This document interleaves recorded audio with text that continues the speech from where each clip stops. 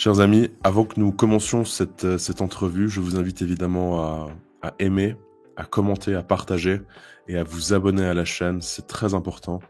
Vous êtes plus de 2 tiers à écouter mes entrevues et à ne pas vous abonner. Donc, n'hésitez pas à vous abonner. C'est très précieux. Merci beaucoup.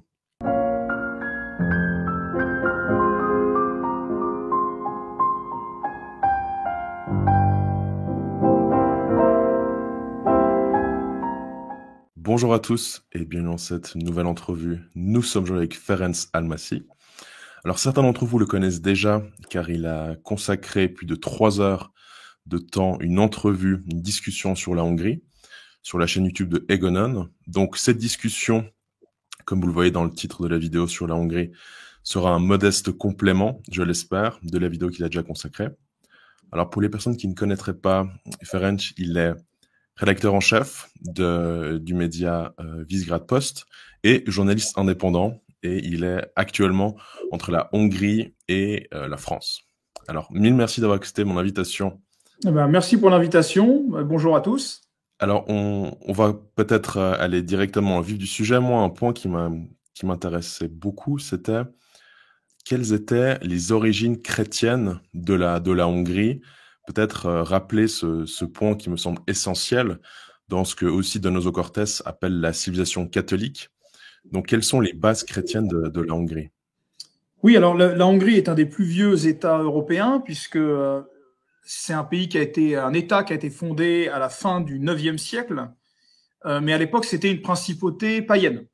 Les Hongrois faisaient partie du monde tengriste, cette religion des steppes, des plaines d'Asie centrale. Et en réalité, évidemment, là, je passe très vite, je schématise, mais il y avait déjà des chrétiens sur ce qui était le territoire de la Hongrie à l'époque. Et en fait, progressivement, il y a eu une christianisation de la société qui a amené le pouvoir à considérer que non seulement il y avait une masse critique, en tout cas par endroits et dans des centres de pouvoir qui étaient chrétiennes, mais surtout avec la sédentarisation des Hongrois, qui avant étaient semi-nomades, avec la sédentarisation des Hongrois dans ce qui était les plaines de Pannonie, il fallait s'intégrer au monde, à la civilisation occidentale qui était voisine. Le contact premier, c'était les pays germaniques, donc ce qui allait devenir l'Autriche, puis la Bavière, etc. Et il y a eu aussi de plus en plus de nobles allemands à la cour de Hongrie. Tout ça a eu une influence pour amener le roi Étienne, donc István, qui allait devenir un saint, donc Saint Étienne, donc pour l'amener à convertir le pays et à choisir Rome. Donc ça aussi c'est intéressant parce qu'on est avant la date du fameux schisme de 1054. On est en l'an 1000 et Étienne choisit Rome. Voilà. Alors on peut discuter de la réalité du schisme. Il faut toujours à un moment mettre une date pour simplifier la lecture historique. En réalité, le schisme est quelque chose qui s'est fait progressivement. Il y avait donc déjà une déchirure en fait entre Rome et Constantinople. Le fait est que la Hongrie était, sans jeu de mots, à cheval entre les deux et a choisi, pour des raisons géopolitiques, en fait, Rome plutôt que Byzance. Et donc, la Hongrie intègre à ce moment-là, au début donc, du XIe siècle, intègre le monde latin, chrétien, latin d'Occident, et en devient la marge. Elle est en marge de ce monde, et c'est même un pays qui reçoit le statut de royaume apostolique. C'est-à-dire que c'est d'ailleurs pour ça que vous retrouvez la croix, comme la croix de Lorraine. Parce que les Français connaissent cette croix-là, la croix apostolique sous le nom de croix de Lorraine. Dans les armes de la Hongrie, vous retrouvez cette croix à double barre, ce qui est le symbole du fait que la Hongrie est un pays, un royaume apostolique. Ça veut dire quoi? Ça veut dire concrètement que le roi a son mot à dire sur le fonctionnement de l'Église dans son pays. Notamment, il a plus qu'un droit de regard sur le choix des évêques. Donc, il y a un lien beaucoup plus fort entre le politique et le religieux. Et c'est comme ça que la Hongrie va rentrer dans le monde chrétien latin d'Occident en étant sa barrière protectrice, puisque au-delà de la Hongrie, ce n'est plus la chrétienté occidentale. Voilà, donc la Hongrie, dès le départ de son entrée dans le monde chrétien, a une position très particulière. C'est le pays qui sépare du monde orthodoxe et plus tard séparera aussi des musulmans 500 ans plus tard lorsque les Ottomans monteront dans les Balkans. Alors, y a-t-il eu aussi ce qui s'est passé en France avec la révolution de 1789, une révolution maçonnique, une infiltration maçonnique en Hongrie? Alors là, on fait un grand bond en avant. La Hongrie n'a... Alors, à l'époque donc, de la Révolution française de 1789, la Hongrie est pleinement sous domination habsbourgeoise, autrichienne. À l'époque, c'est l'Empire d'Autriche. Ce n'est pas l'Autriche-Hongrie, c'est l'Empire d'Autriche. Mais évidemment, la franc-maçonnerie est répandue dans toute l'Europe à ce moment-là, aussi dans l'Empire d'Autriche, modérément en Hongrie, notamment parce qu'en fait, la Hongrie n'est pas... la Hongrie, traditionnellement, n'a pas beaucoup de centres urbains, en fait. C'est un pays très rural. Et évidemment, la franc-maçonnerie est liée à des élites urbaines, à la bourgeoisie. Il n'y a pas vraiment de bourgeoisie en Hongrie. Il y a très peu d'élites urbaines. Budapest même est une ville, en réalité, évidemment, Bouddha existait, c'était une ville du Moyen-Âge. Pest, peut-être les gens ne savent pas tous qu'avant, Bouddha et Pest étaient deux villes, d'un côté et de l'autre du Danube. Pest était on pourrait dire un comptoir commercial, là où Bouddha était un centre de pouvoir, une ville royale depuis le Moyen-Âge, mais c'était des villes relativement modestes, surtout par rapport à Vienne, par exemple, dans la région. Et c'est au 19e siècle, après la Révolution de 1848, et je vais revenir là-dessus, que est créé en 1827 l'Empire d'Autriche devient l'Empire d'Autriche-Hongrie, suite à ce qu'on appelle le compromis. Et c'est en fait une forme de proto-fédéralisation de l'Empire des Habsbourg en vue de donner plus d'indépendance ou plus d'autonomie plutôt aux différents peuples. Le principal peuple au-delà des Autrichiens étant les Hongrois, c'est la Hongrie qui a eu d'abord ce statut, notamment aussi parce que c'était un État historique et que c'était un pays qui avait beaucoup de révoltes. Alors justement, les révoltes 1848, c'est le printemps des peuples. À ce moment-là, il y a toute une vague de révolution qui est absolument liée, et ça c'est un fait historique, avéré, hein, c'est même pas un jugement de valeur, mais c'est lié à la franc-maçonnerie. Les réseaux francs-maçons européens ont été le principal moteur des révolutions du printemps 1848, et c'est aussi le cas en Hongrie. Et donc il y a eu à ce moment-là un dilemme qui déchire toujours la société, ou en tout cas, si ce n'est la société hongroise, on va dire la droite hongroise, où les intellectuels de droite hongrois sont toujours déchirés sur cet héritage de 1848, puisqu'en réalité, c'est une gauche républicaine, indépendantiste et nationaliste qui s'oppose à la couronne des Habsbourg. Et donc, pourquoi c'est un dilemme? Parce que d'un côté, il y a le nationalisme et l'indépendantisme qui s'opposent à la tradition et à la monarchie. Et voilà, et ça c'est un dilemme qui déchire toujours la droite hongroise. Ça a toujours tous les ans, donc on commémore le 15 mars, c'est une des 3 fêtes nationales. On commémore au 15 mars le début de cette révolution. Et encore aujourd'hui, il y a beaucoup de gens à droite qui ne célèbrent pas cette fête nationale parce que c'est vu comme une fête maçonnique, républicaine, contre la tradition, par extension contre le christianisme, hein, pas que le catholicisme, en fait. Toutes les églises chrétiennes, voilà. Et certains personnages clés de cette histoire, comme Kossuth, Lajos Kossuth, sont des personnages qui ne sont pas appréciés de tous, même parmi les gens qui aujourd'hui sont classés comme nationalistes. Voilà. Donc il y a eu ce premier épisode. Et puis ensuite il y a un autre épisode qui est pas tout à fait imputable à la franc-maçonnerie pour le coup, mais c'est la révolution bolchevique de 1919. De la Première Guerre mondiale, il y a donc un effondrement de l'Empire des Habsbourg qui est démembré par les vainqueurs. Et la Hongrie fait partie de ceux qui payent le tribut le plus cher à la fin de cette guerre, alors même que les autorités hongroises avaient tenté, contre l'avis de Vienne, de négocier une paix séparée. Ça a échoué, mais la Hongrie, c'était pas sa guerre. Et les autorités hongroises ne voulaient pas rentrer dans cette guerre-là et voulaient en sortir tout le long de la guerre. Et pourtant, la Hongrie a payé un prix terriblement fort à la fin de la guerre, avec le traité de Trianon, qui a démembré la Hongrie. Alors, j'ai une carte historique de la Hongrie, vous voyez là, peut-être. Vous pourrez regarder, vous cherchez Hongrie, Trianon, enfin, vous trouverez là-dessus beaucoup d'éléments sur Internet en français. La Hongrie est démembrée, elle perd les 2/3 de son territoire et de sa population.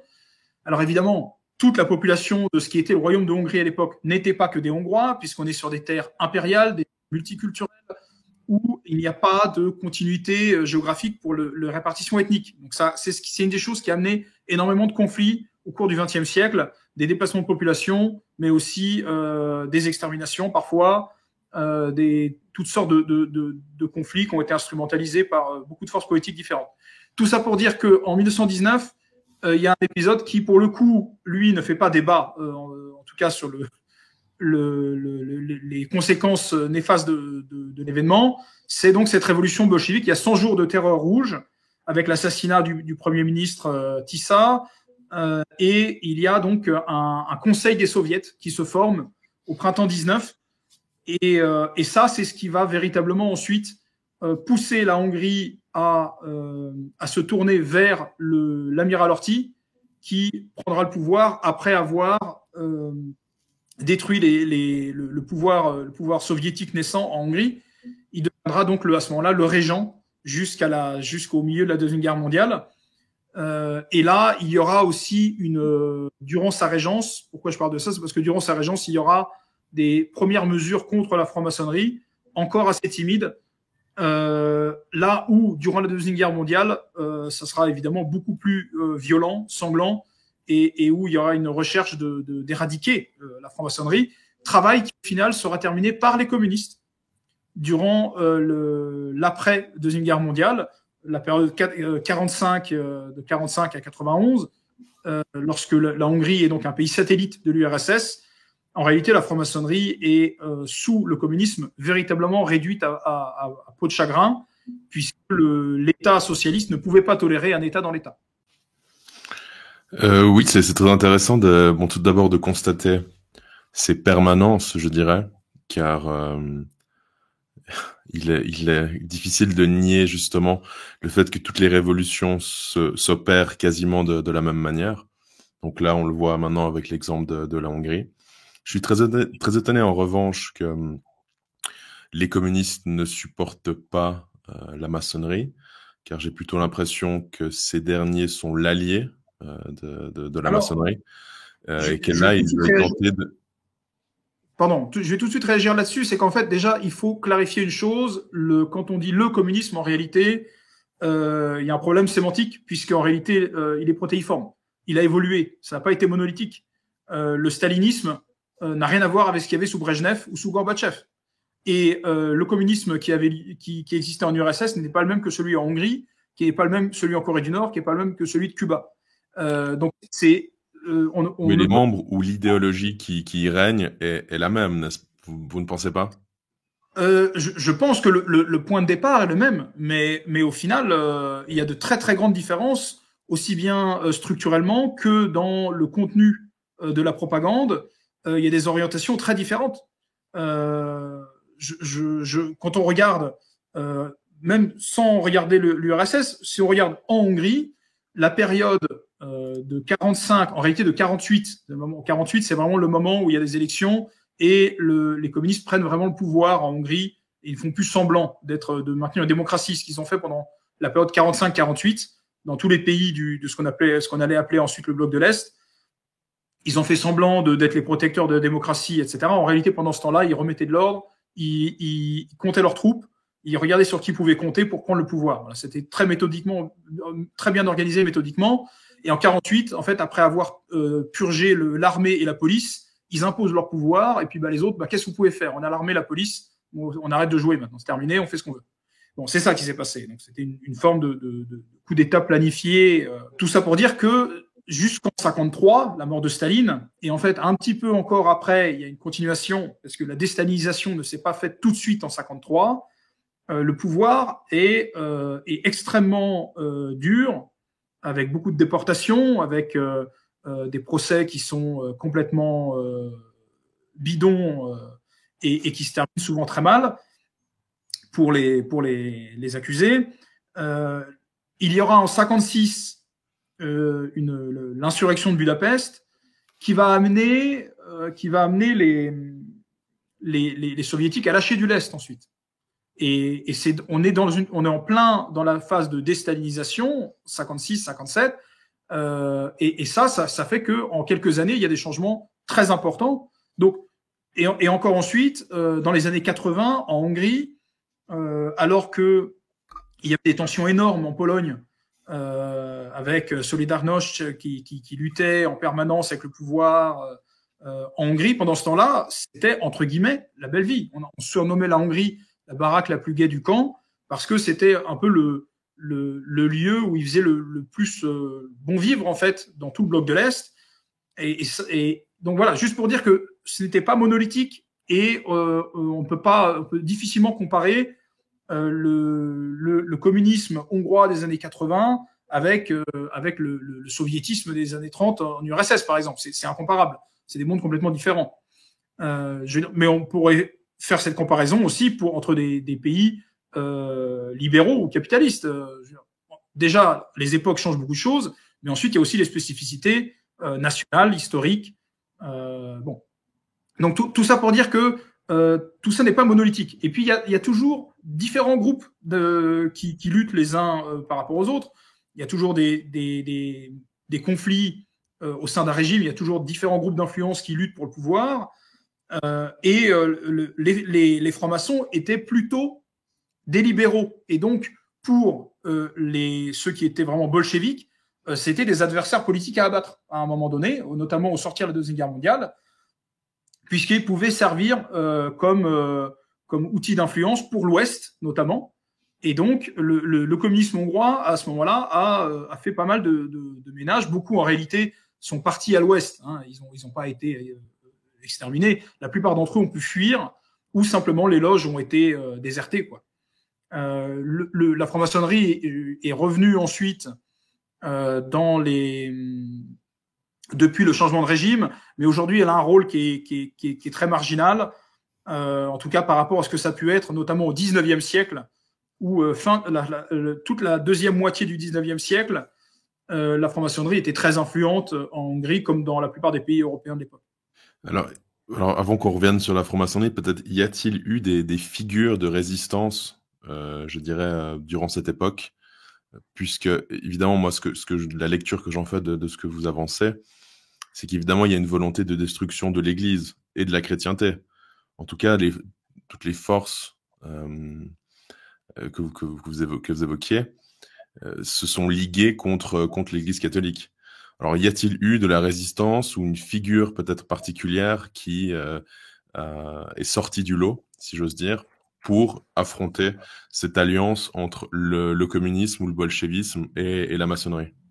Alors, il y a en effet, et ça c'est documenté, il y a des travaux très sérieux d'historiens reconnus sur le travail de sape de la franc-maçonnerie en Hongrie à la fin du 19e, début 20e siècle pour détruire en fait et l'Église et contrer son influence dans tous les domaines de la vie, notamment dans l'éducation.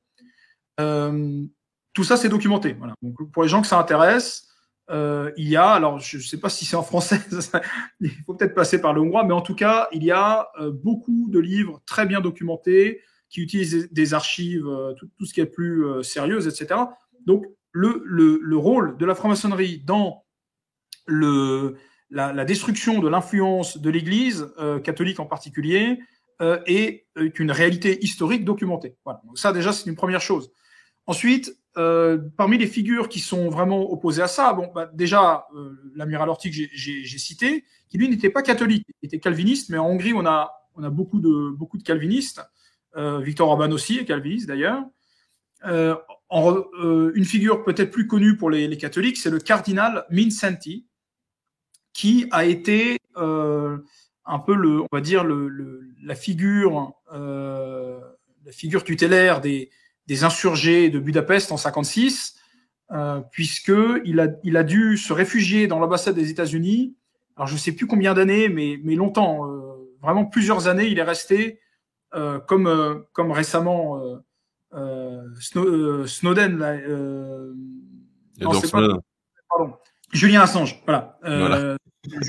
Donc, de la même façon, à l'époque, le cardinal Mindszenty, donc qui était cardinal hongrois, s'est retrouvé pour ne pas être capturé par les soviétiques à être en exil entre guillemets dans l'ambassade des États-Unis. Il est resté longtemps. Et donc ça, c'est une figure qui a vraiment beaucoup marqué. Aujourd'hui, c'est un personnage qui est très populaire en Hongrie, qui est vraiment reconnu comme la principale figure chrétienne du XXe siècle en Hongrie, et un exemple de lutte et de résistance face à l'oppression totalitaire. Un autre point peut-être qui me semble intéressant, que vous aviez aussi évoqué avec Egonon, c'est peut-être deux points en un. Mais c'est évidemment le rôle, je dirais, de la Hongrie dans ce qu'on pourrait appeler un pays tampon. Alors peut-être le terme n'est pas approprié, mais moi, typiquement, lorsque je suis allé aussi en Pologne, j'ai trouvé que c'était très flagrant l'espèce de synthèse qu'il y a entre l'Allemagne et la Russie, par exemple. Même chose peut-être avec la Hongrie. La Hongrie me semblait un peu moins développée, parce que je suis aussi allé à Budapest, un peu moins développée, je dirais, économiquement que Varsovie, en tout cas au niveau de l'architecture notamment. Mais que peut-on dire justement peut-être du rôle de la Hongrie au niveau du pont entre une Europe de l'Ouest et peut-être un monde balkanique ou un monde de l'Est? Oui, alors ça c'est un sujet récurrent évidemment, et qui amène toujours beaucoup de réflexions et de débats, y compris ici en Hongrie, puisqu'il y a toujours un peu cette question identitaire de savoir où est-ce qu'on se place. Parce que la Hongrie, ce n'est pas les Balkans, mais c'est pas l'Europe de l'Ouest. Alors, on est quoi? Et alors, en fait, évidemment, il y a cette notion de zone tampon. En fait, on la retrouve depuis la création de l'État hongrois que j'évoquais tout à l'heure, enfin l'État chrétien. C'est-à-dire que c'est une marche, c'est-à-dire une zone frontière qui est ce qui détermine la fin d'un monde et, par extension, à partir de la frontière, le début d'un autre. La Hongrie a été déterminée comme ça dès le départ. Elle a été tout le long du Moyen Âge. Et lorsque, au XVIe siècle, elle a été envahie par les Turcs pendant 150 ans, par les Ottomans, la Hongrie est devenue également une zone tampon, mais pour les Ottomans. C'est-à-dire que le territoire hongrois, la partie du territoire hongrois qui a été dominée par les Ottomans, n'a pas été intégrée dans l'Empire ottoman de la même façon. Ils ont au contraire plutôt détruit que construit, et ils ont utilisé la steppe hongroise comme une zone tampon avec la chrétienté. Donc la Hongrie regardez une carte topographique, c'est intéressant, parce que fondamentalement c'est la carte historique, ça vous permettra, elle est là, celle-là.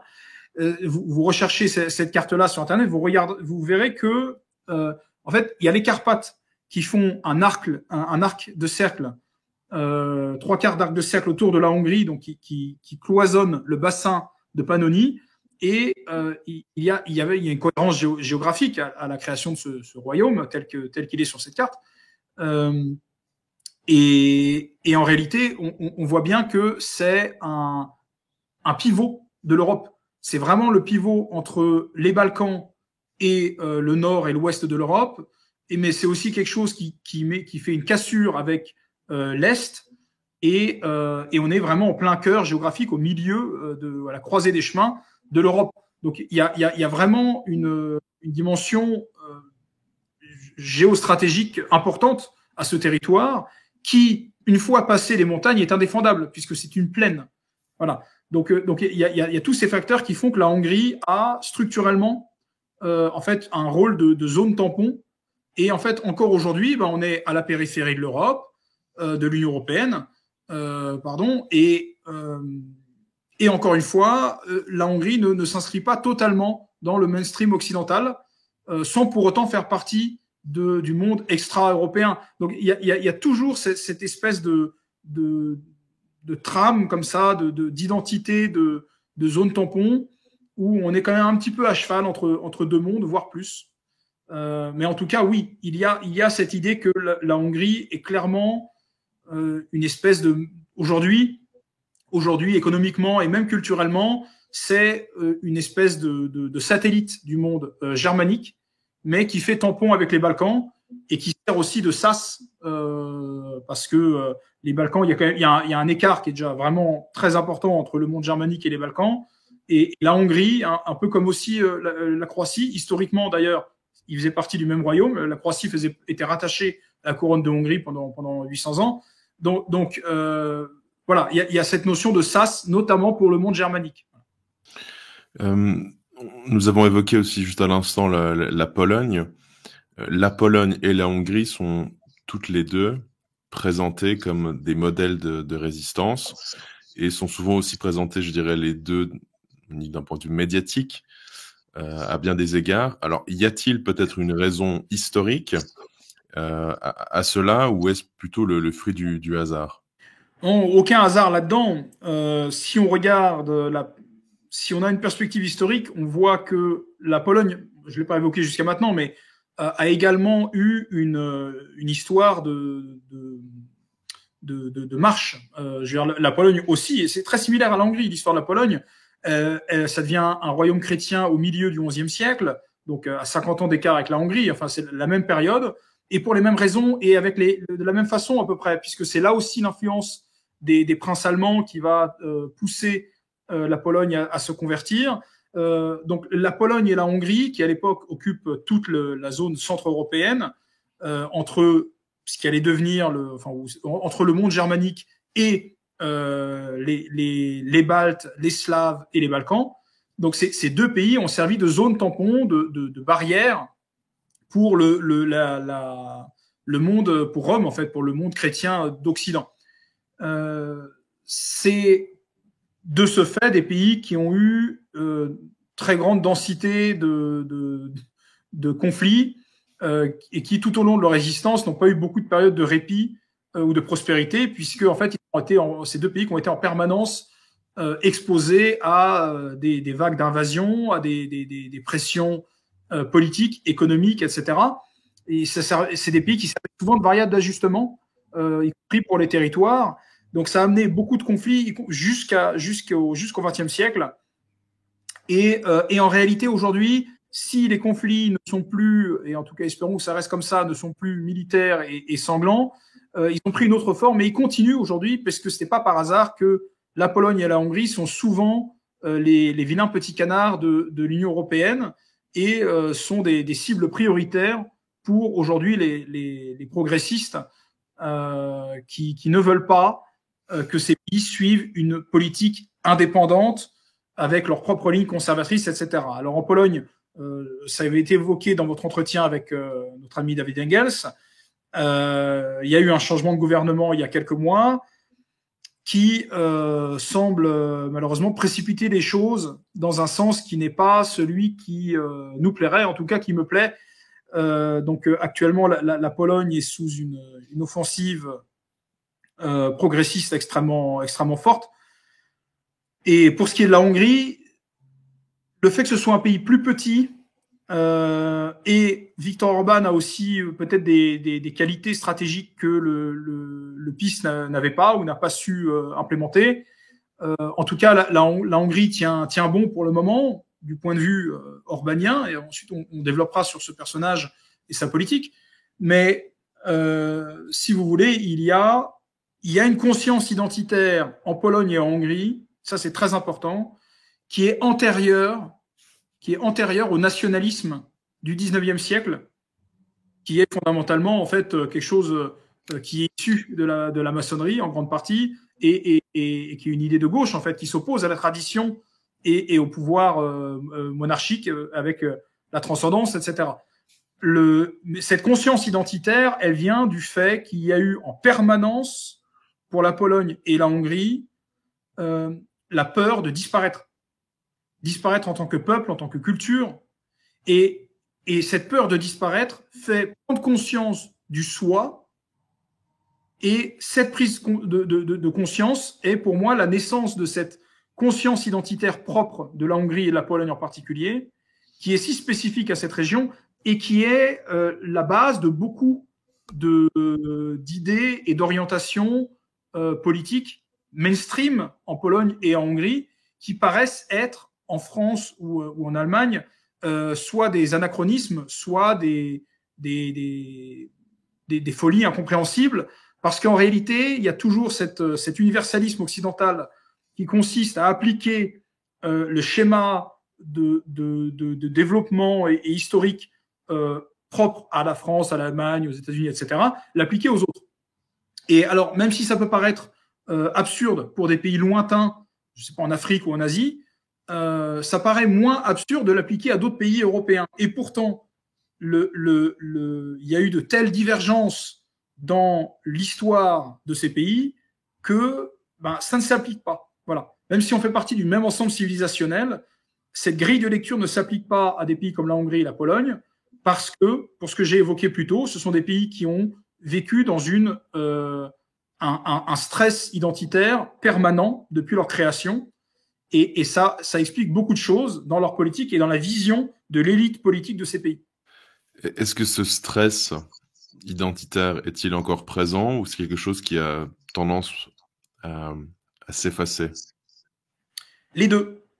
Les deux, en fait, paradoxalement, c'est-à-dire que ça a tendance à s'effacer d'une part parce que les mêmes causes produisent les mêmes effets. C'est-à-dire qu'une population exposée à un niveau de confort qui explose avec les mêmes apports, les mêmes remplacements, ce que Renaud Camus appelle le petit remplacement, c'est-à-dire ce qui est en fait pour moi le plus grand remplacement, qui est la genèse de tout, c'est le remplacement culturel.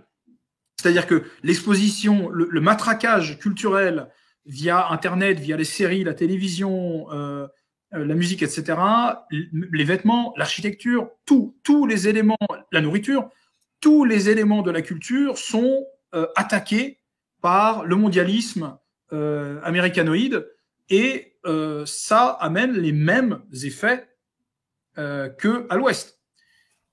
En revanche, la différence fondamentale, c'est qu'il y a un contre-exemple.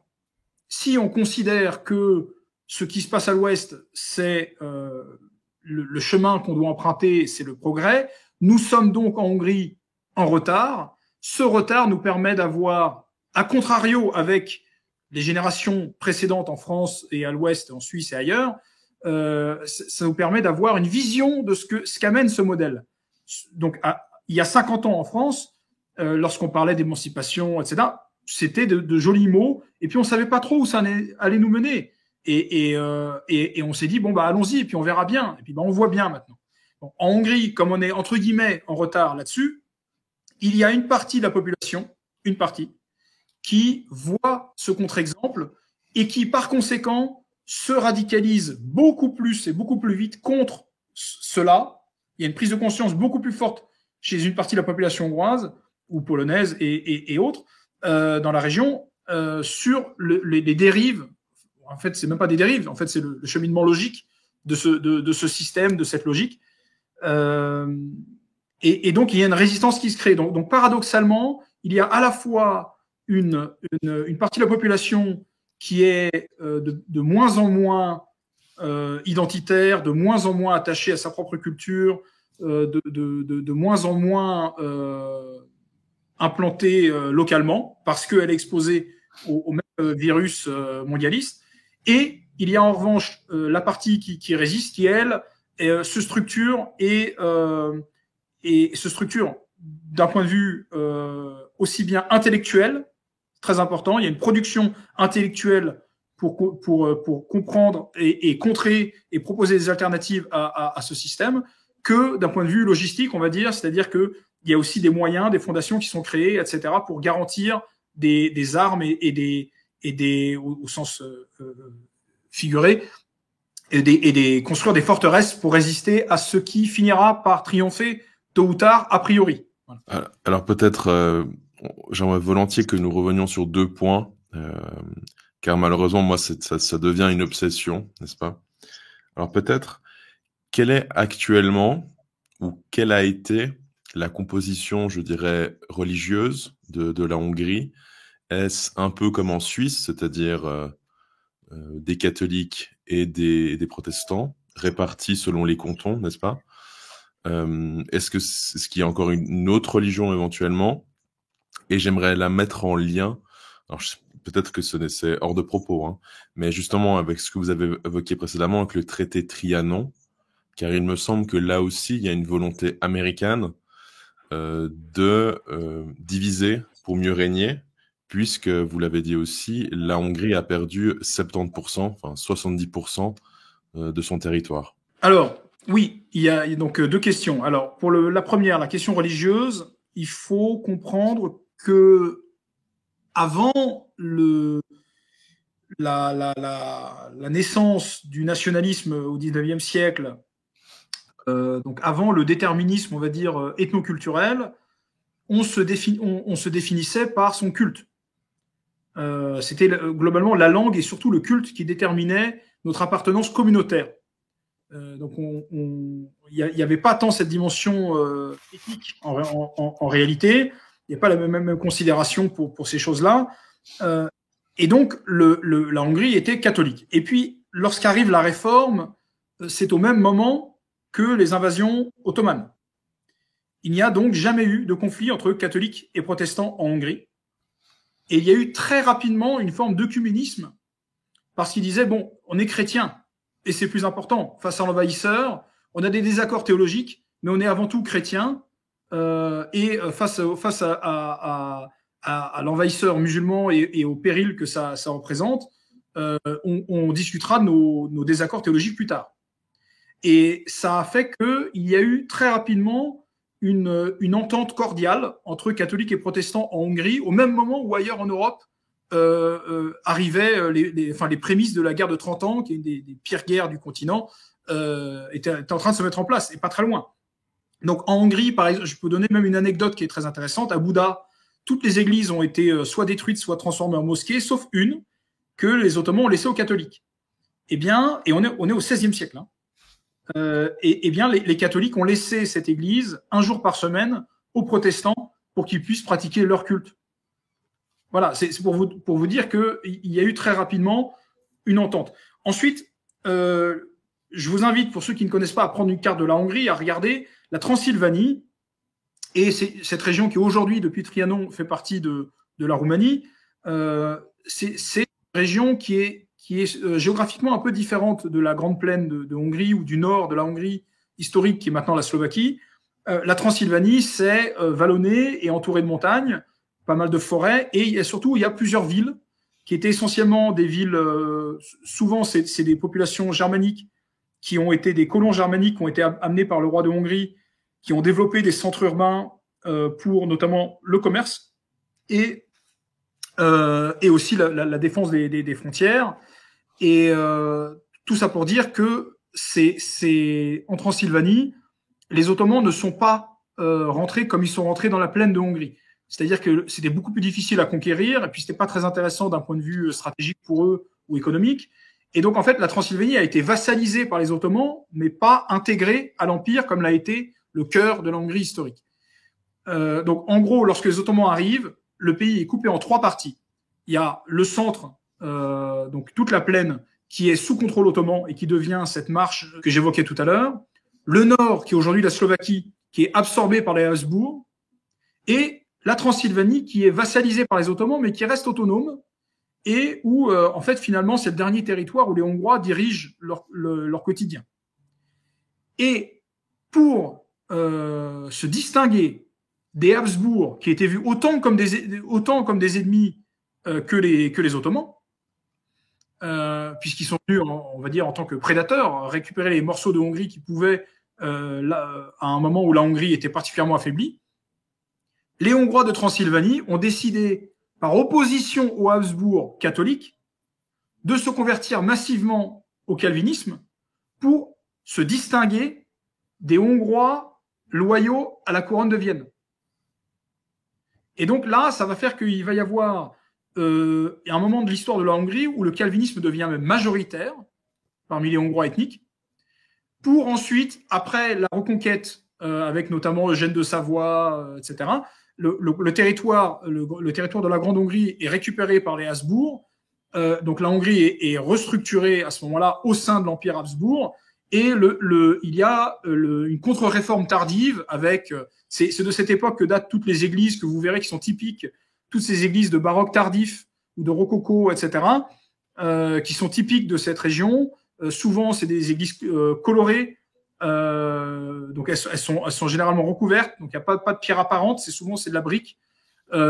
Et souvent, il y a un clocher en forme un peu de tulipe ou quelque chose comme ça, inversé. Ça, c'est typique de la région et c'est typique de cette époque de recatholicisation de la Hongrie par les Habsbourg. Il n'empêche que il y a en Hongrie à ce moment-là donc un mélange de catholiques et de protestants qui habitent en bonne intelligence. Encore une fois, il n'y a pas eu de conflit, il n'y a pas eu de sang qui a coulé.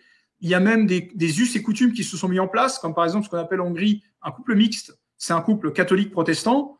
L'usage veut qu'on élève les garçons en protestant et les filles en catholique et leur laisser le choix à 18 ans du culte qu'ils veulent suivre. Et je n'ai plus la date en tête, mais il y a eu au XVIe siècle, si je dis pas de bêtises, la première déclaration en Europe de liberté religieuse.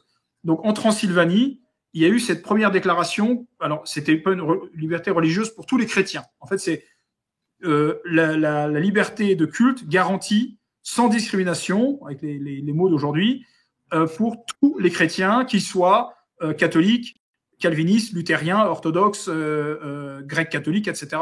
Bon. Et donc ça, c'est quelque chose qui est vraiment très important aussi dans la culture et dans l'histoire hongroise. C'est une spécificité de la Hongrie, pour le coup. Et ça fait qu'aujourd'hui, on est parmi les gens qui sont des pratiquants, on a environ 60% de catholiques et 30% de calvinistes. Ensuite, les autres religions sont minimes, c'est insignifiant. Il y a évidemment quelques orthodoxes, quelques juifs, quelques musulmans, mais on parle enfin, c'est pas des pourcentages significatifs. Peut-être. Et du coup, j'ai répondu à une seule des deux questions. Oui, mais justement, je voulais juste vous lancer parce que quand a opéré justement cette recatholisation des Habsbourg, quelle a été un peu la période? Ah bah c'est au cours du XVIIIe siècle, au fur et à mesure qu'ils ont récupéré tout le territoire, qu'ils ont bouté les Ottomans hors du territoire de la Hongrie, et au fur et à mesure, ils ont recatholicisé. Ils ont notamment amené à ce moment-là, pour repeupler, parce que la Hongrie a été fortement dépeuplée par l'occupation ottomane, ils ont amené beaucoup de colons germaniques catholiques, notamment, mais aussi beaucoup de luthériens. Donc ça a amené aussi plus de luthériens en Hongrie, alors que c'était plutôt les calvinistes qui étaient en Hongrie. Du moins, les Hongrois ethniques étaient plutôt calvinistes. Et il y a eu l'implantation de beaucoup de colons germaniques en Hongrie. Donc il y a aussi une germanisation ethnique de la Hongrie à ce moment-là, au XVIIIe et début XIXe. Et si vous vous baladez, par exemple, à Budapest ou dans beaucoup de villages ou de villes moyennes en Hongrie, vous verrez énormément de bâtiments de l'époque. Souvent, les bâtiments les plus anciens, en fait, en tout cas en usage, sont des bâtiments fin 18e, début 19e. Et donc, ils ont tous cette même allure que moi, au demeurant, j'aime beaucoup d'un point de vue architectural, mais qui est un marqueur très important parce que c'est vraiment un moment de reconstruction qui a eu lieu par la volonté de Vienne. Donc, c'est Marie-Thérèse et l'empereur Joseph II particulièrement qui sont les artisans de cette reconstruction. Et cette reconstruction donc va de pair avec l'apport de colons allemands et donc d'une recatholicisation. Petit intermède dans cette entrevue. J'ai besoin de vous, donc n'hésitez pas à aimer, commenter, partager, à vous abonner, surtout à la chaîne, et soutenez mon travail. Mille merci. Maintenant, nous pouvons reprendre avec l'entrevue. Alors peut-être que je me trompe, hein, peut-être la lecture n'est pas bonne, mais en tout cas de l'analyse brève que j'en fais à l'instant, c'est que les Américains étaient visiblement inquiets de ce renouveau, ou en tout cas de cet intérêt pour le catholicisme, et elle a pensé à une manière de diviser grâce ou à travers ce fameux traité de Trianon. Est-ce que c'est quelque chose pour vous qui vous semble plutôt correct ou non, pas du tout? Alors, ce serait intéressant de demander l'avis à un spécialiste des États-Unis ou de cette période. Ce qu'il y a eu à ce moment, déjà premièrement, le traité de Trianon en Hongrie est souvent attribué aux Français. Alors, on dit les Français, les Français. Bon, c'est à tort, mais c'est quelque chose qui a été beaucoup nourri par les propagandes allemandes et anglo-saxonnes contre l'influence de la France dans la région. Bref, ça c'est encore autre chose.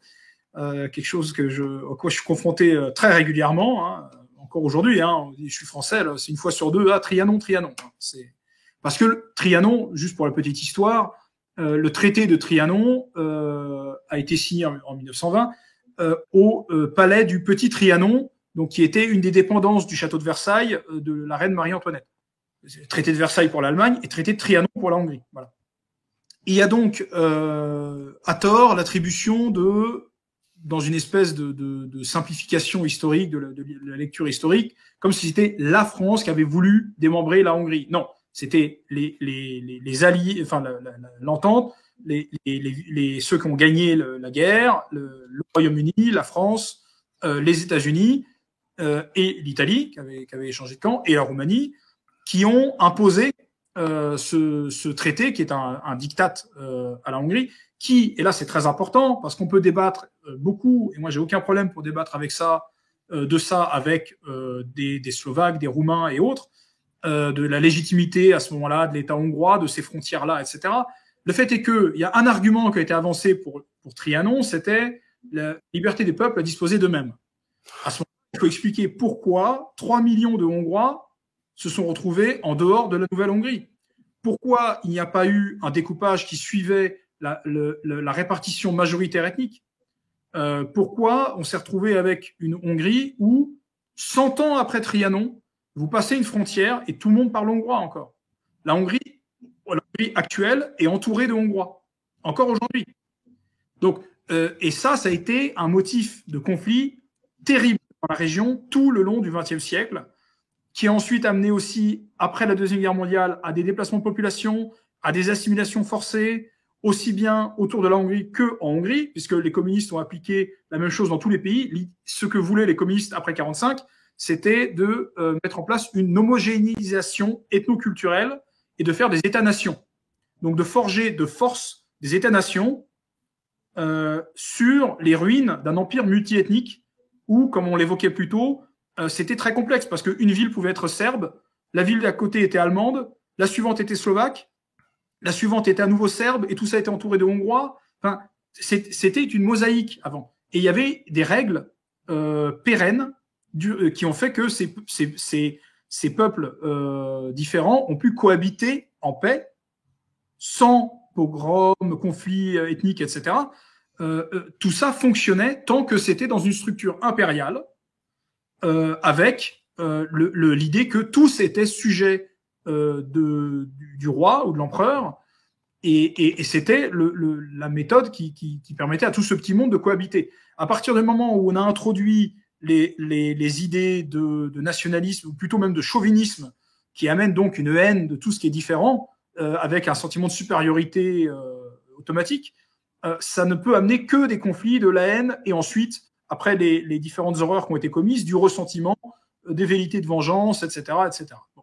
Et donc, en effet, moi, c'est ma lecture aussi, en tout cas. Je ne mettrai pas tout sur les États-Unis, mais en tout cas, à cette époque, tout à l'heure, on évoquait la franc-maçonnerie.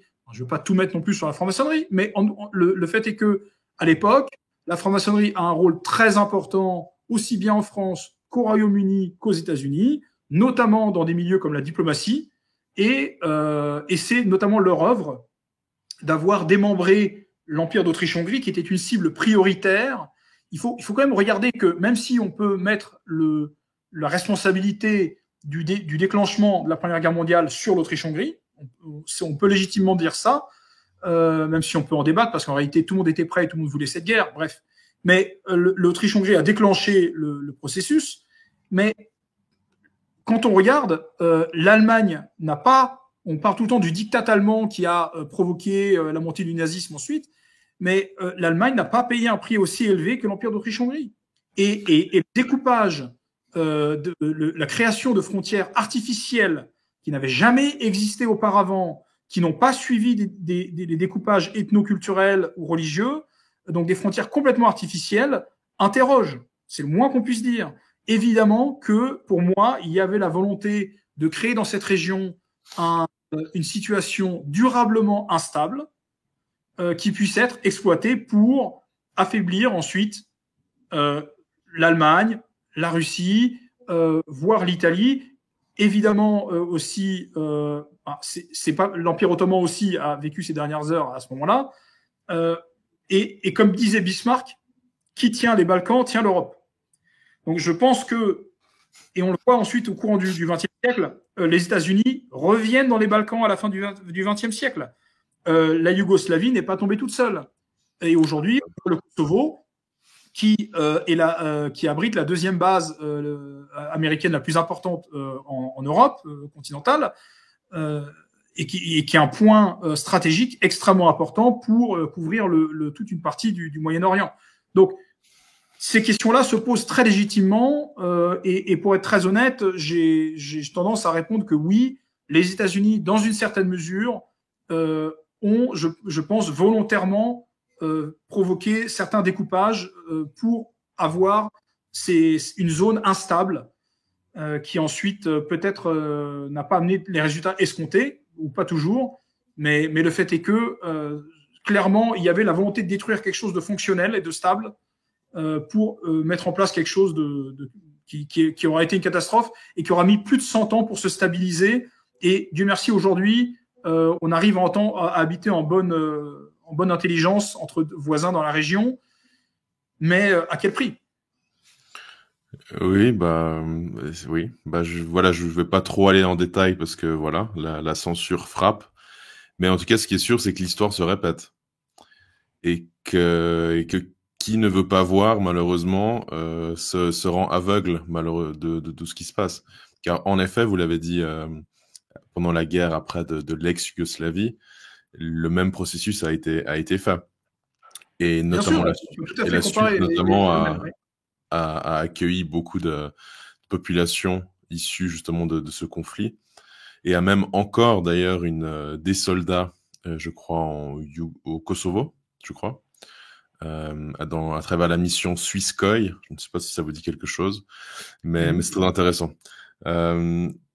Si vous le voulez bien, peut-être on peut aborder la question ou le personnage de Viktor Orban, qui est une figure centrale, hein, évidemment, de la politique en Hongrie, et même, il me semble qu'il brille plutôt bien, en tout cas, à l'international.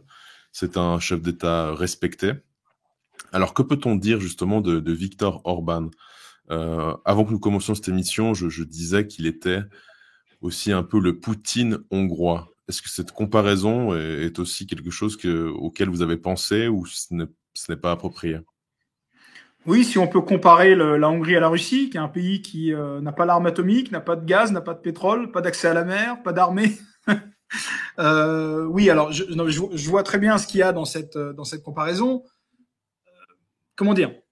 Cette image vient du fait que c'est fondamentalement un modèle ou peut-être un archétype même, finalement. Peut-être que plus tard, on prendra dans quelques décennies Orban comme un archétype ou Poutine aussi, d'un dirigeant qui a réussi dans un système démocratique d'une époque donnée, dans un cadre particulier, à avoir des pouvoirs ou une influence plutôt que des pouvoirs, d'un point de vue légal, une influence qui fait penser en fait à celle d'un monarque ou d'un despote par certains égards. Et donc Orban aujourd'hui est le dirigeant européen le mieux élu, c'est un fait. Les élections, il y a des observateurs qui viennent pour toujours chercher des motifs pour faire invalider. Ils n'en trouvent jamais. Les élections en Hongrie sont parfaitement régulières et libres. Simplement, c'est un petit pays qui a une culture, comme en France aussi, comme dans d'autres pays. En Suisse, non. Mais la Hongrie est un de ces pays qui a une culture de l'homme fort. C'est comme ça. dans sa culture politique, dans son imaginaire du pouvoir. Il y a la figure de l'homme fort, qu'on a retrouvé avec l'amiral Horthy que j'évoquais plus tôt, qu'on a retrouvé aussi avec Kadar, donc le dirigeant communiste post-insurrection de 56, jusqu'à presque au changement de régime. Et aujourd'hui, on a Orban, qui est véritablement la figure emblématique de la Hongrie contemporaine et de la Troisième République hongroise. C'est quelqu'un qui a su transformer le régime démocratique hongrois en quelque chose de sur mesure pour appliquer un projet qu'il a pour le pays, pour la nation. Il a aujourd'hui, on est en 2024, il a des projets pour 2036. C'est-à-dire que c'est quelqu'un qui il n'a pas de concurrence. Très clairement, déjà, il faut être très clair. S'il est au pouvoir durablement comme ça, etc., c'est pas juste parce qu'il est bon, c'est aussi parce qu'en face, ils sont mauvais. Il faut être très clair. Et encore une fois, c'est un petit pays, donc ça limite les possibilités, ça limite le nombre de candidats potentiels pour le détrôner. Il n'y en a simplement pas. Il n'y a personne qui arrive à offrir un modèle alternatif à ce que fait Orban. Et je vais même vous donner un petit exemple. En 2022, donc il y a 2 ans, on a eu des élections en avril, et j'ai discuté avec un ami qui est un journaliste de gauche qui est très anti-Orban, et qui m'a dit c'était après les élections, il m'a dit qu'il avait voté pour Orban, alors qu'il passe son temps à attaquer Orban. Pourquoi ? Parce que dans le contexte de la guerre en Ukraine et de l'instabilité que ça peut provoquer, il a dit, même si j'aime pas Orban, je préfère la stabilité. Voilà. C'est-à-dire qu'il ne fait pas confiance aux candidats d'opposition libérale, de gauche, pro-UE, etc., pour tenir le pays dans une situation économiquement, notamment, et diplomatiquement difficile.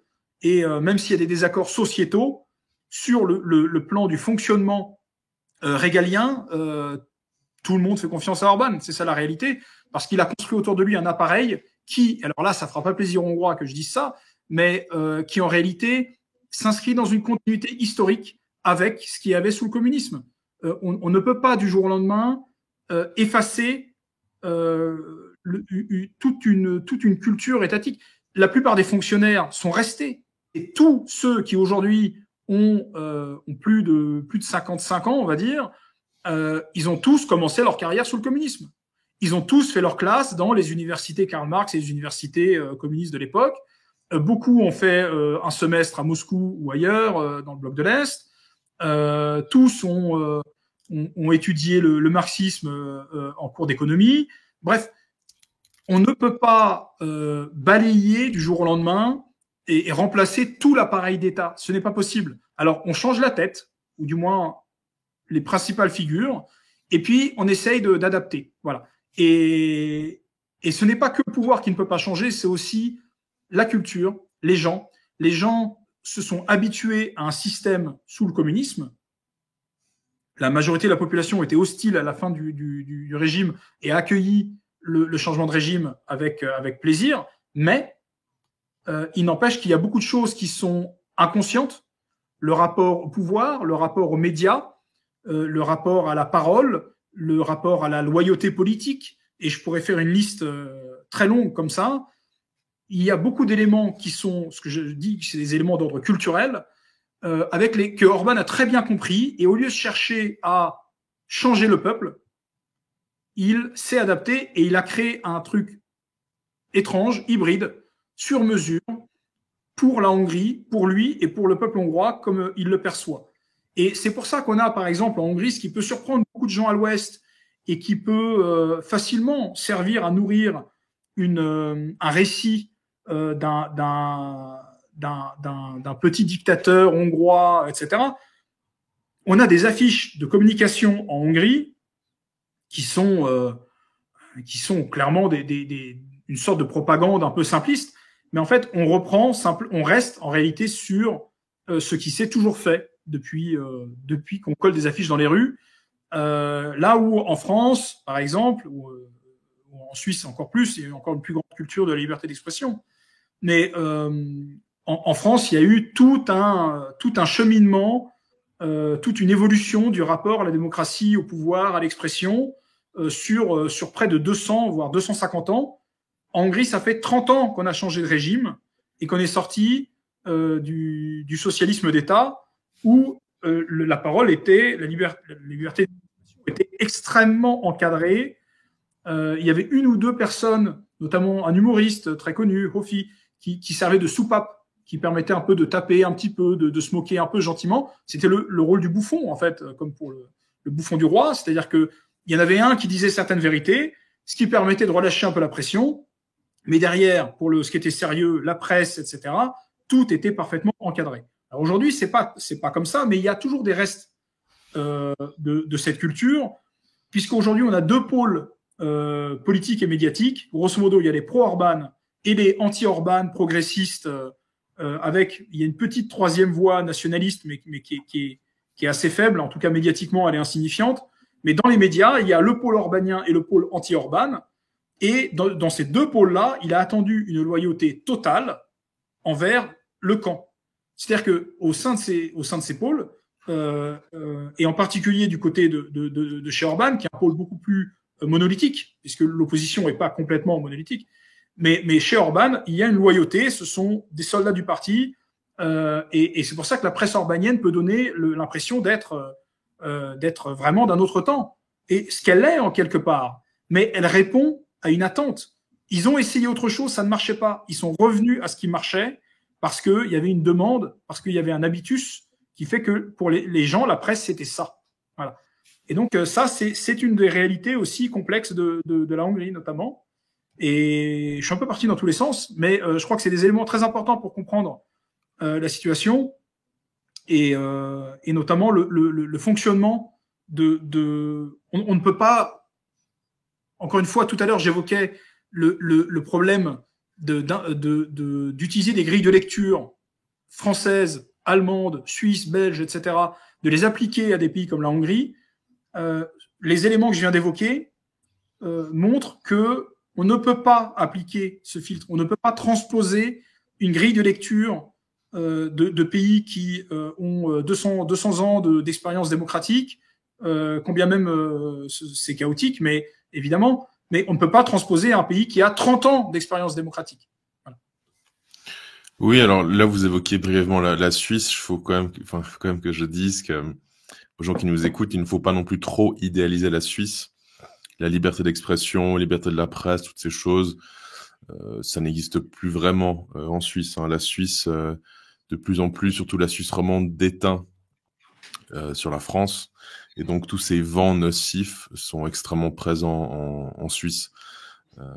Voilà. Donc, la Suisse, en tout cas, est pour moi dans un état de dégradation pas aussi avancé que la France, mais elle est en tout cas sur le même chemin. Alors, peut-être un autre point, et ça, j'aimerais beaucoup, votre avis m'intéresse beaucoup, c'est que je ne sais pas si vous avez suivi un peu, mais moi, j'ai reçu 2 fois Pierre Hilard. Et selon Pierre Hilard, sa thèse, c'est qu'il y a des factions. Et ces factions se combattent, ne sont pas d'accord, je dirais, sur le chemin à prendre, mais en tout cas, ils s'accordent sur la finalité. Alors, il y a de ce qu'on appelle le grand reset avec Biden, Macron, Trudeau, etc., etc. Et il y a ce qu'on appelle le Great Awakening, donc le grand réveillement, ou la grande prise de conscience, avec Trump, avec Poutine, avec Dugin, avec Tucker Carlson. Et dans ce schéma, il y a aussi Viktor Orban. Alors, selon vous, est-ce que Viktor Orban s'inscrit aussi, je dirais, dans ce schéma, c'est-à-dire une ligne Poutine, Trump, entre guillemets, dissidence, mais qui finalement s'aligne sur un agenda du nouvel ordre mondial. Alors, vers une multipolarité, mais malgré tout, s'aligne vers un agenda du nouvel ordre mondial. Oui, mais en fait, c'est l'opposition mondialiste de gauche, mondialiste de droite, c'est une des façons de les appeler. Orban, évidemment, s'inscrit dans le camp évoqué, Trump, les Bolsonaro et tout cela. Voilà. Donc, mais il y a une chose qui est très importante à préciser. et je pourrais citer le discours du nouveau président de la République hongroise, enfin un extrait. Viktor Orban n'est pas un idéologue.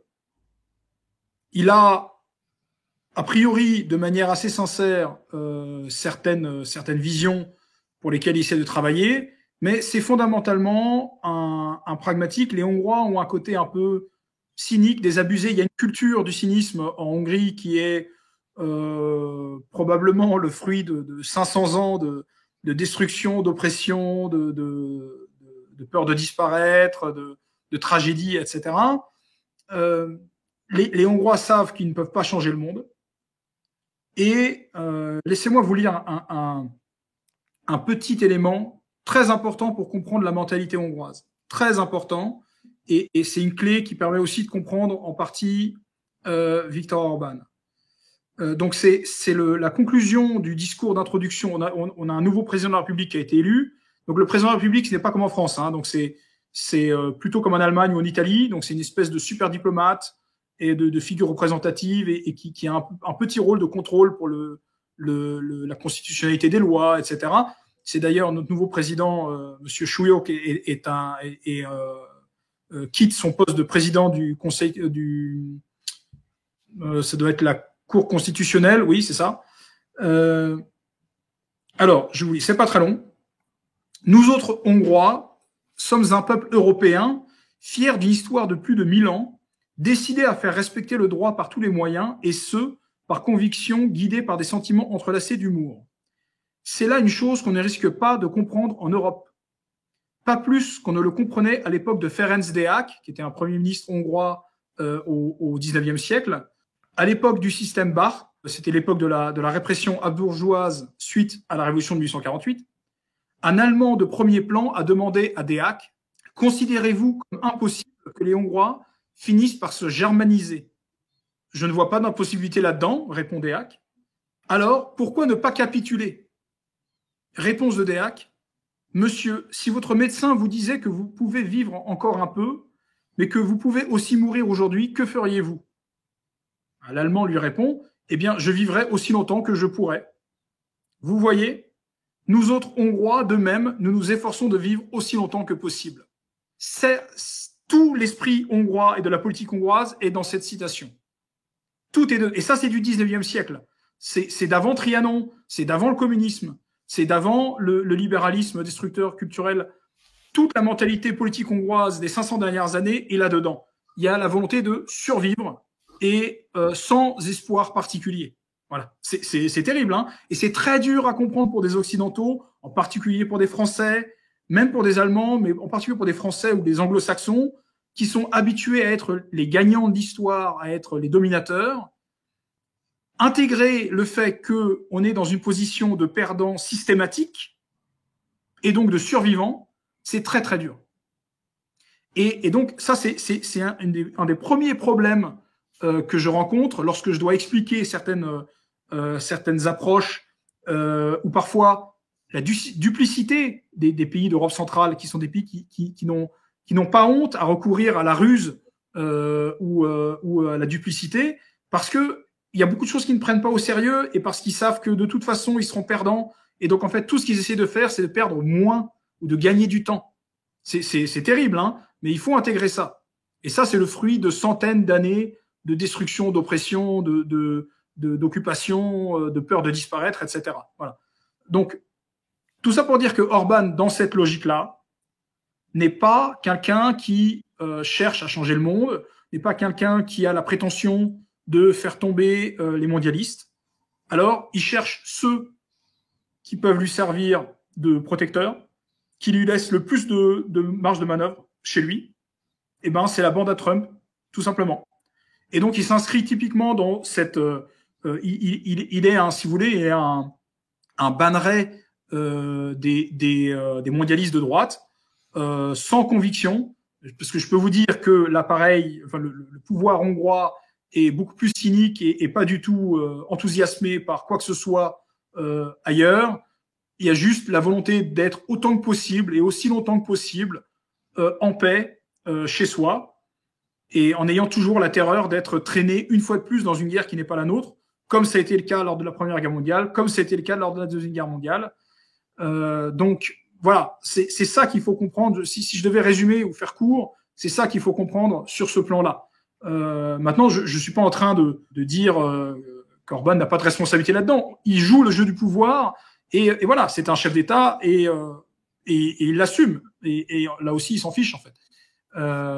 Mais juste pour bien expliquer que je pense que c'est quelqu'un qui n'a pas du tout les mêmes rêves, les mêmes ambitions ou la même idéologie que quelqu'un comme Trump, comme Bolsonaro, comme Netanyahou, etc., qui sont ses alliés concrètement, parce que eux, ils ont tendance à vouloir laisser Orban tranquille, globalement, là où, en revanche, l'autre équipe, les Biden, les Klaus Schwab, les Macron, der Leyen, etc., eux sont, en revanche, beaucoup plus agressifs et cherchent à s'ingérer dans la vie politique hongroise. Voilà. Alors peut-être aussi, encore une fois, 2 questions en une. Quelles sont ses influences à Viktor Orban?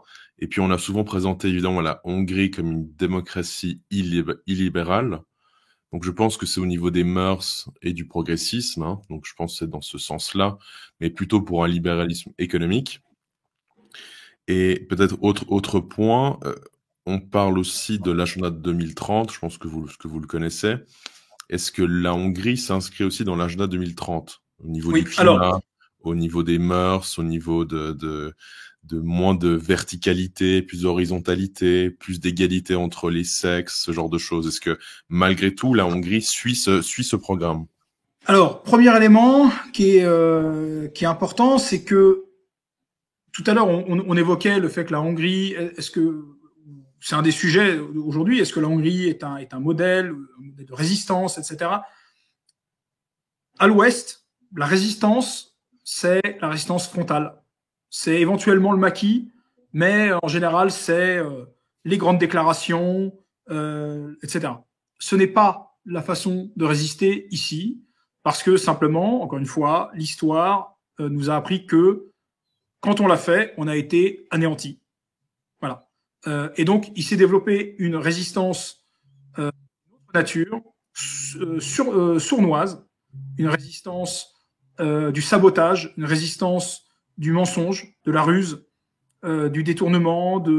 C'est sur ce plan-là que la résistance est la plus effective. C'est-à-dire que l'Union européenne impose des règles, on dit oui et on ne le fait pas. Ou on le fait autrement.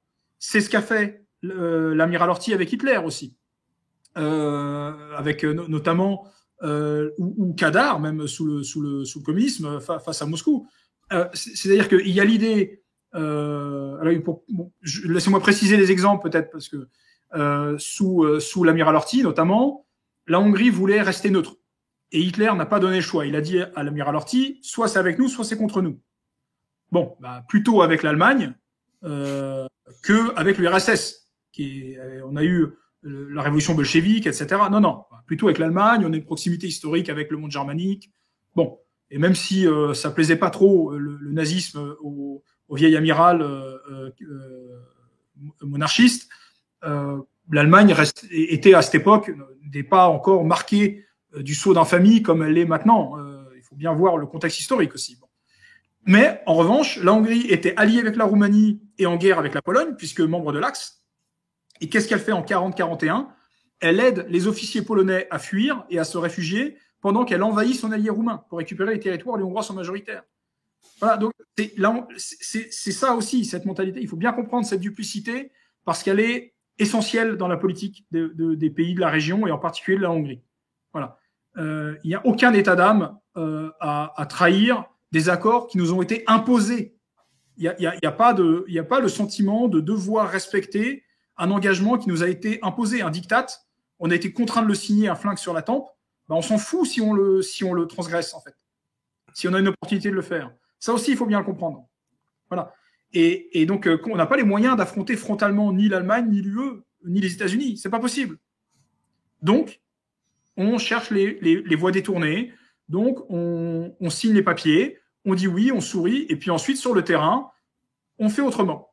Et on laisse plus de marge pour pour l'économie parallèle, par exemple, ou alors on favorise ou Orban va favoriser des gens proches de lui pour mettre en place une économie qui va être plus en phase avec son pouvoir politique, pour répondre aux contraintes de réglementation économique qu'impose Bruxelles et qui ne correspondent pas à ce que lui considère comme l'intérêt hongrois. C'est ce genre de choses. Donc, la Hongrie ne peut pas frontalement rejeter tout de l'UE. Ce n'est pas possible. Voilà. Donc, ils acceptent, ils signent, comme ça ils sont tranquilles. Ils ont les fonds européens qui leur sont dus, selon les traités, et ensuite, ils essayent de trouver des solutions aux marges. Pour les questions écologiques, etc., la Hongrie fait partie des pays qui, ayant une centrale nucléaire qui fournit actuellement 40% de l'électricité hongroise, est un grand partisan nucléaire. Ça a rapproché d'ailleurs Orban et Macron. Pour ceux qui sont observateurs sur ce sujet, ils auront peut-être noté que Orban et Macron se sont beaucoup rencontrés ces 3 dernières années. C'est notamment parce que Framatome est très investi aujourd'hui maintenant dans la centrale de Paks, dans le sud de la Hongrie, dans son élargissement qui était à la base prévu par Rosatom. Les Russes sont toujours dans le projet, mais il y a une part plus grande qui a été faite aux Français depuis février 2022. Et la Hongrie fait partie des pays qui ont fait du travail de lobby pour inclure le nucléaire dans les énergies vertes de la, comment s'appelle déjà, la dénomination européenne, enfin la nomenclature européenne. Voilà. Donc pour enregistrer l'énergie nucléaire comme énergie verte. Voilà. Donc là, la Hongrie va miser pour répondre à l'agenda 2030 et au Green Deal, etc., sur nucléaire et solaire. Et puis essayera encore une fois, comme d'habitude, de limiter la casse par rapport aux choses qui lui sont imposées et qui répondent pas à ses projets d'origine. Est-ce qu'il y a peut-être des projets déjà en cours sur les monnaies de banque centrale européenne, par exemple, ou une digital ID, donc une identité numérique? Est-ce que c'est des choses qui sont déjà, je dirais, en cours en Hongrie? Est-ce que ce sont des projets ou est-ce que c'est déjà même mis en place? Oui, c'est en cours. C'est en cours. D'ailleurs, par exemple, durant le Covid, la Hongrie était le premier pays à mettre en place le pass vaccinal, même si en réalité, ce qui est l'ironie, et là aussi on retrouve en fait cette duplicité hongroise, c'est que ne pouvant pas échapper, en tout cas c'est ma grille de lecture, ne pouvant pas échapper à la folie covidiste occidentale, Orban a fait le pari de faire une énorme opération de communication le plus vite possible. Et donc, c'est le premier pays qui a commencé à vacciner, à ouvrir les vaccins, avec tous les vaccins, y compris les Chinois et Russes, et très rapidement atteint en UE le plus haut taux de vaccination. Et à ce moment-là, ils ont fait une énorme campagne pour dire on est les meilleurs, on est les meilleurs pour sauver des vies. Sauf qu'à partir de ce moment-là, on était aux alentours de 60%. Tous les autres pays européens sont passés devant pour atteindre certains 90%, etc. La Hongrie est restée à 60%.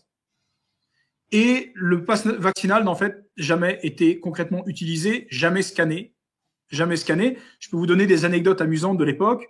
Moi qui étais un anticovidiste forcené, qui est... je sais pas si c'est pas... Bon, c'est peut-être... maintenant, il y a peut-être prescription. Bon... Mais j'ai falsifié évidemment beaucoup de documents pendant la période Covid, comme beaucoup.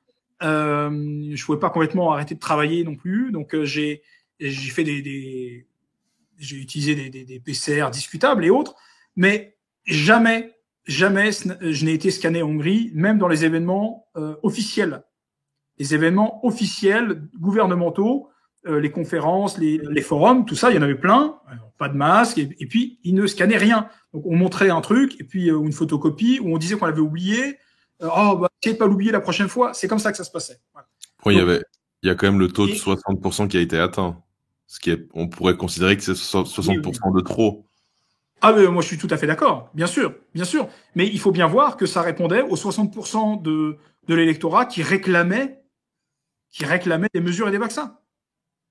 Parce que Orban, il tient ses journalistes, ceux de son camp, mais il ne tient pas toute la narration, tous les récits. Il faut bien voir que la Hongrie fait partie du monde occidental, que la Hongrie est connectée au monde occidental, et que quand la terreur Covid est arrivée, la Hongrie aussi a été saisie par cette terreur Covid. Et Oui. Orban, encore une fois, en cynique, a répondu à l'attente populaire. Et moi, très clairement, lui, il n'est pas vacciné. Comme sa femme est anti-vax, elle a toujours été d'ailleurs, c'est un fait connu.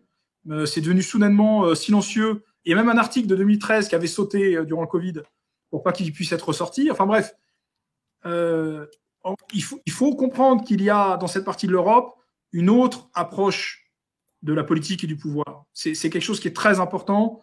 Sinon, on tire à côté. Voilà. Alors, peut-être une dernière question, et ensuite on conclura, mais y a-t-il une prise de conscience de la part des populations, je dirais, sur ce qui est en train de se passer? D'abord, au niveau de l'Europe de l'Ouest, hein, je pense qu'il y a aussi des vents qui viennent de l'Europe de l'Ouest qui soufflent sur la Hongrie et la Pologne notamment. Est-ce qu'il y a une idéalisation de l'Europe de l'Ouest, comme c'est le cas par exemple pour les élites russes, hein, notamment je pense dans les grandes villes comme Moscou qui ont beaucoup d'admiration pour l'Europe de l'Ouest, et même dans les grandes villes, hein, je trouve que typiquement Varsovie, c'est très occidentalisé, beaucoup plus que Budapest, en tout cas quand j'y suis allé, même s'il y a quand même beaucoup de choses qui sont, beaucoup de commerce, enfin tout s'articule autour du commerce et du shopping, hein. Budapest ne fait pas exception à cette règle. Alors vous, peut-être, quelle est votre analyse pour ce dernier point sur la prise de conscience des Hongrois? Alors évidemment, déjà, il faut rappeler un élément fondamental de sociologie contemporaine européenne. Les grandes villes, les capitales, a fortiori, sont évidemment beaucoup plus libérales, mondialistes, etc. Il y a une concentration, notamment de gens de province qui, en province, ne peuvent pas vivre leur idéologie ou leur mode de vie, mais qui peuvent le faire à la capitale. Et donc, ça peut fausser l'impression, parce qu'en réalité, il y a une surreprésentation de certaines idées, de certains comportements, de certains modes de vie dans les centres urbains et en particulier dans les capitales. En plus, la Pologne, Varsovie est une ville qui a à peu près la même taille que Budapest, mais pour un pays 4 fois plus grand. Donc on peut imaginer que la concentration est encore plus forte de ces gens-là. Donc déjà, ça c'est un premier point. Ensuite, oui, il y a fondamentalement, dans tous les pays d'Europe dite de l'Est, qu'on appelait avant l'Europe de l'Est, il y a un complexe d'infériorité envers l'Ouest, principalement envers l'Allemagne, qui est quand même vu comme le pays occidental par excellence, plus que le Royaume-Uni ou la France. Mais il y a un complexe d'infériorité envers l'Ouest qui date en fait d'il y a très longtemps et qui a été particulièrement renforcé pendant le communisme, où en plus de ce complexe d'infériorité pour des raisons de puissance historique, de prospérité économique, il y a eu pendant tout le communisme l'idée que c'est là où il y a la liberté. Et là, c'est très important parce que tout l'anticommunisme s'est construit surtout les 2 dernières décennies, le moment où il a commencé à y avoir un relâchement, la perestroïka, etc., un relâchement, et toutes les cellules d'opposants qui ont été évidemment parrainées et soutenues autant que possible par notamment la CIA et d'autres officines, étaient évidemment très libérales. Donc, si vous voulez, la dimension libérale était fondamentale dans l'anticommunisme.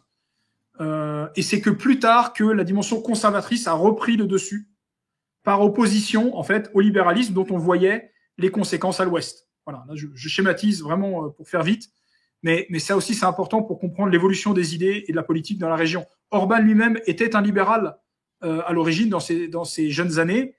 Dans les années 80, lorsqu'il était étudiant, c'était un libéral, principalement sur le plan économique, évidemment, par opposition au modèle socialiste d'État, donc de nationalisation, d'économie dirigée, etc.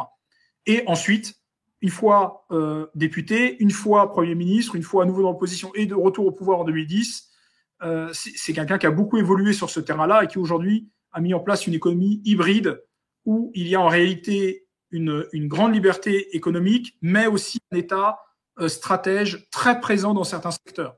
Voilà. Il a notamment fait en sorte que avec l'aide de l'État, donc c'est pas l'État lui-même, mais avec l'aide de l'État, il y ait une majorité de capitaux hongrois dans ce qui considère être les 4 secteurs clés pour la souveraineté politique. C'est alors que le commerce de détail, les banques, les télécommunications et l'énergie. Voilà. Donc dans ces 4 secteurs-là, il a fait en sorte que le capital hongrois redevienne majoritaire, ce qui n'était plus le cas. Hein, donc c'était majoritairement des capitaux étrangers. Mais il considère que ces éléments sont fondamentaux pour avoir un minimum de politique souverainiste. Et là, il a utilisé l'État indirectement pour favoriser des entreprises hongroises proches de lui, etc. Donc il faut voir que voilà, il y a plein de choses qui sont plus simples, mais tout ne l'est pas. Il y a aussi beaucoup de réglementations européennes qui imposent des contraintes dont lui se passerait bien. Beaucoup de bureaucratie, de taxes, etc. Soit sont des reliquats époque communiste, tout n'a pas été digéré ou détruit, hein, comme je l'évoquais tout à l'heure, mais il y a aussi beaucoup de nouvelles contraintes qui ont été imposées par l'UE et avec lesquelles il est obligé de faire. Voilà. Donc c'est assez complexe, mais c'est quelqu'un qui, Viktor Orban, visiblement, est quelqu'un qui a une très grande capacité d'adaptation. Et là encore, je pense que le fait qu'il ne soit pas idéologue joue beaucoup. C'est un pragmatique. Et ça se voit dans sa politique. Voilà. Donc, moi, j'ai encore un peu dérivé mais je pense que c'est important de faire une conclusion sur ce point. Voilà. J'espère que ça répond. Oui, alors, mais peut-être alors sur la prise de conscience de la part des populations, est-ce que les populations sont plutôt endormies ou est-ce qu'elles ont quand même conscience de la direction dans laquelle va le monde? Je crois qu'on a partiellement répondu déjà tout à l'heure en disant que en étant exposé aux mêmes causes, on constate les mêmes effets. Simplement, il y a une partie de la population, on va dire les conservateurs, qui se radicalisent en voyant ce qui se passe à l'Ouest. Le wokisme est quelque chose qui a été un électrochoc énorme. Et donc, sur toutes ces questions-là, les destructions d'églises, etc., sont des sujets qui sont abordés régulièrement dans les médias ici. En disant, mais comment c'est possible qu'autant d'églises soient détruites et ou brûlent en France ou en Allemagne? L'immigration de masse, le développement d'un certain islam, le remplacement de population, c'est des choses qui sont abordées sans tabou ici. L'attaque LGBT sur l'éducation et les enfants est aussi un sujet très important ici, et même un sujet de campagne. Donc toutes ces choses-là sont des éléments qui structurent l'évolution politique et la transformation du conservatisme centre-européen, parce que simplement c'est un contre-modèle qui s'offre ici. Mais encore une fois, ce n'est pas une majorité de la population. La majorité des gens ne suivent pas la politique, ne s'intéressent pas à ces questions-là et sont en fait principalement des électeurs, on va dire, déterminés par leur sociologie et leurs intérêts propres, qui malheureusement vont être principalement déterminés pas par la politique mais par la culture. Or, la culture change et ces changements-là finiront par amener des choses similaires à ce qu'on a à l'Ouest. La différence fondamentale, ça va être la proportion et donc les conséquences, et puis le temps. Parce que si certains changements se font dans 20 ans ou dans 50 ans, ça peut ne pas avoir les mêmes effets finalement, parce que peut-être que dans 20 ans ou dans 50 ans, il y aurait aussi des changements à l'Ouest qui empêcheront certains changements ici. C'est un peu le secret espoir qu'on a ici. C'est pour ça tout à l'heure, quand je disais, je lisais ces citations de l'ancien Premier ministre hongrois cité par notre nouveau président, on essaie de survivre et de vivre aussi longtemps qu'on peut. Voilà. Et puis ensuite, advienne que pourra. Mille merci, cher monsieur, pour votre temps. J'espère que les personnes qui nous ont écoutés jusqu'ici ont aussi apprécié. Si vous avez aimé cette vidéo, n'hésitez pas à la commenter, à la partager, à vous abonner. Et on se voit très vite pour une prochaine entrevue. À bientôt. Merci bien. Et si vous me permettez un petit instant de pub à la fin, pour ceux qui veulent aller plus loin sur Viktor Orban, il y a ce livre qu'on a auto-édité avec mes collègues du Visegrad Post, Viktor Orban, 12 ans au pouvoir. On l'a sorti juste avant les élections de 2022, mais il est toujours d'actualité. Et vous pouvez le trouver auprès de la Nouvelle Librairie, la librairie des Deux Cités à Nancy aussi, ou sur le site de TV Liberté. Merci à tous. Très bien. Merci beaucoup. Chers amis, comme vous le savez, j'ai ouvert mon espace Patreon et l'espace Rejoindre sur YouTube. Donc vous y découvrirez de nombreuses entrevues, notamment avec l'Abbé Rioux, Pierre Hillard, Monsieur K, Lounès Darbois et d'autres. Donc participez, vous aussi, au renouveau de la civilisation catholique, au combat contre-révolutionnaire et soutenez la vraie dissidence. Mille merci de vos soutiens et à très vite.